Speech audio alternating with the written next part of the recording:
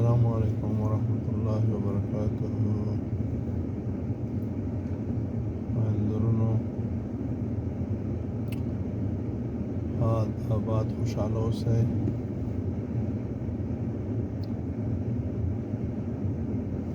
کوم خلک کومې کورنۍ کوم انسانان چې سحر وختي پاڅي او خپل دندې په مخ وړي هغوی تل بریالي وي په خپلو دندو کې او د خدای لخوا هم په هغوی باندې ډالۍ هر څه پراخه وي.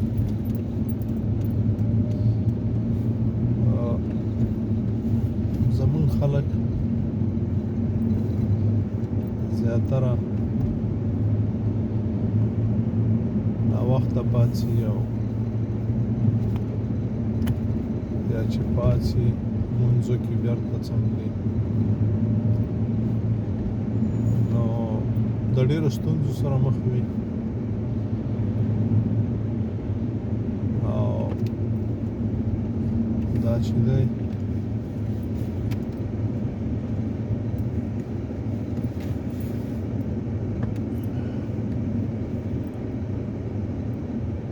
نیستي راولي نو تل کوښښ وکړئ چې وختي را پاڅئ لمونځونه وکئ. د هغې نه وروسته یو شی خورئ ویې خورئ خپلو دندو ته لاړ شئ.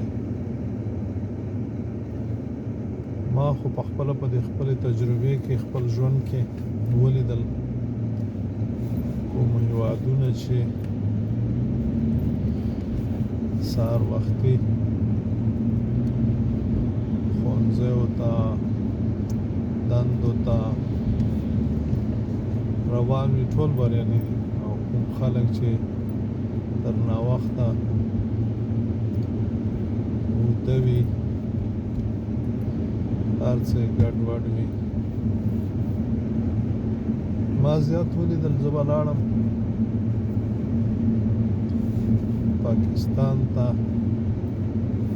کراچۍ ته نو مونږ چونکې عادت یو چې مونځ وکړو بیا نو نه څه مو خپلو دندو ته ځو هغه به چې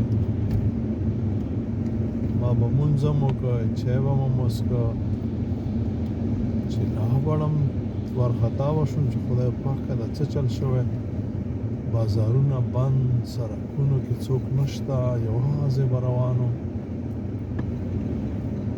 بیا به بله ورځ هغې نه یو ساعت وروسته ان تر دې چې 12 بجې به م لاړم دا بازارونه به بند وو. نو حالات یې ګورئ چې ورځ په ورځ ښکته روان دي. نو هیله مو دا ده چې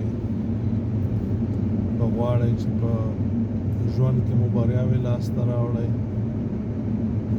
نو سهار وختي خپلو دندو ته ځئ او په وخت راځئ چې بیا په وخت ماخوستن لمونځونه